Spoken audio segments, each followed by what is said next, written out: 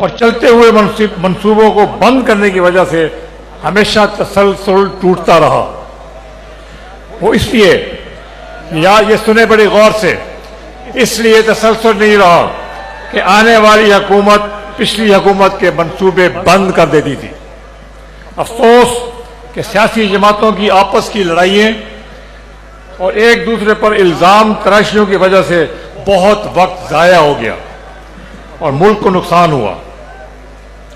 لیکن اب موجودہ حالات کا تقاضا ہے کہ ہم سب مل کر آگے بڑھیں، تمیز اور تہذیب کے دائرے میں رہتے ہوئے سب سیاسی جماعتوں کو ساتھ لے کر چلیں تاکہ ملک میں سیاسی استحکام پیدا ہو۔ ہم نے سب کے ساتھ چلنا ہے اور یہ عہد کرنا ہے کہ آپس کے اختلافات کو بھلا کر ملکی مفاد کو سامنے رکھیں۔ ملکی مفاد سب سے پہلے، سب مل کر کام کریں اور پاکستان کو سب سے آگے رکھا جائے۔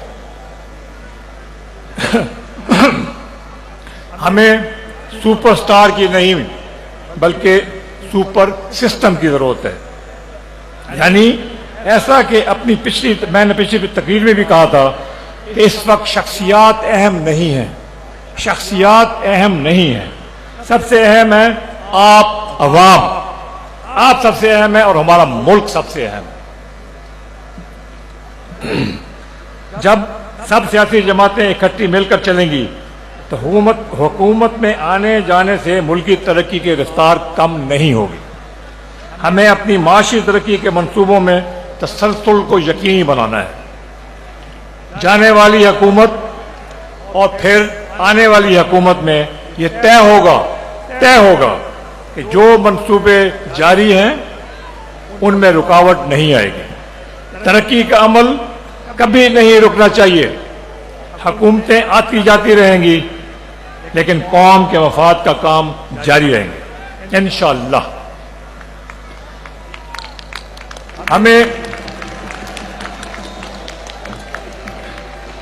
ہمیں اس بات کو یقینی بنانا ہوگا کہ ہمارے سب اداروں میں ہم آہنگی ہو، وہ کسی بھی قسم کی سیاسی وابستگی سے آزاد ہوں اور سب اپنے اپنے دائرہ کار میں رہ کر ملکی ترقی میں اپنا کردار ادا کریں۔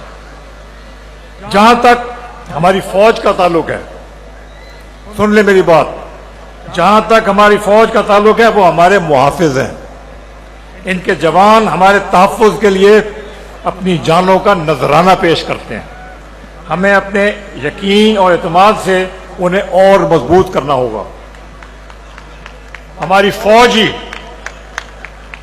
فوج ہی ملکی سلامتی کی ضامن ہے، ہماری فوج ہی ملکی سلامتی کی ضامن ہے اور ہمیں ہمیشہ اپنی فوج پر فخر کرنا ہے۔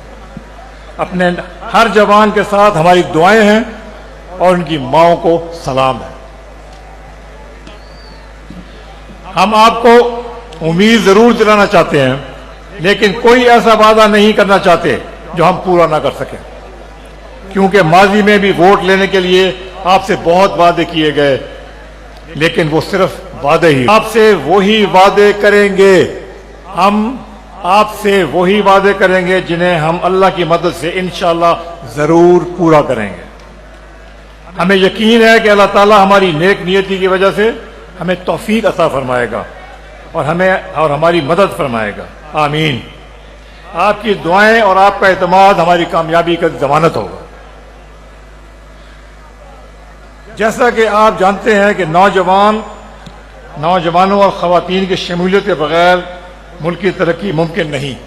علیم خان صاحب نے بھی یہ بات کی تھی، ہم بھی یہ بات کرتے ہیں۔ ان کے لیے ہماری ترجیح ہوگی ہم نوجوانوں کی مایوسی کو دور کریں گے اور خواتین کے لیے بھی سازگار ماحول پیدا کریں گے۔ ان کے لیے ہنرمند تعلیم کی سہولت عام کی جائے گی تاکہ وہ بہتر روزگار حاصل کر سکیں اور ملکی ترقی میں اپنا کردار ادا کر سکیں اور مردوں کے شانہ بشانہ چل سکیں۔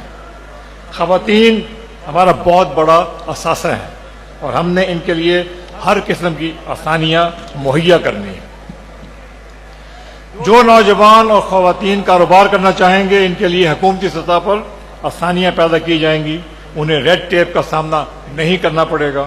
بینک ان کو آسان شرائط پر قرضے دیں تاکہ کاروباری سرگرمیوں کو فروغ ملے اور لوگ کاروبار اور ملازمت سے بہتر موقع ملیں۔ صحت کا شعبہ، اس میں بہت کام کرنے کی ضرورت ہے۔ عوام کے لیے بہترین علاج معالجے کو یقینی بنایا جائے گا۔ انشاءاللہ ان کے لیے ایسا نظام بنائیں گے کہ انہیں مشکل وقت پر کوئی پریشانی کا سامنا نہ کرنا پڑے۔ ہم ایسا ماحول بنانا چاہتے ہیں کہ ملک میں بھرپور نیشنلزم ہو، یعنی ہر طبقے کے لوگ ملک کی ترقی میں اپنا کردار ادا کریں اور جذبے اور یقین کے ساتھ کریں۔ ہمیں اپنے لوگوں پر پیسہ خرچ کرنا ہے تاکہ ان کے روزمرہ کی زندگیاں سنور سکیں، اور ان کو یہ فکر نہ ہو، کسی کو یہ فکر نہ ہو کہ وہ اپنے بچوں کے 2 وقت کی روٹی پورا کر سکے گا یا نہیں۔ لوگ یہ سوچنے پر مجبور ہیں کہ بچوں کا پیٹ بھریں یا اسکول کی فیس ادا کریں۔ بڑے دکھ کی بات ہے کہ ہم اب تک اس بات کو یقینی نہیں بنا سکے کہ غریب کو اپنے بچوں کے بھوکا رہنے کا خوف نہ ہو۔ یہ ان کا حق ہے اور ہمارا فرض ہے کہ ہم ان کو اس فکر سے آزاد کریں۔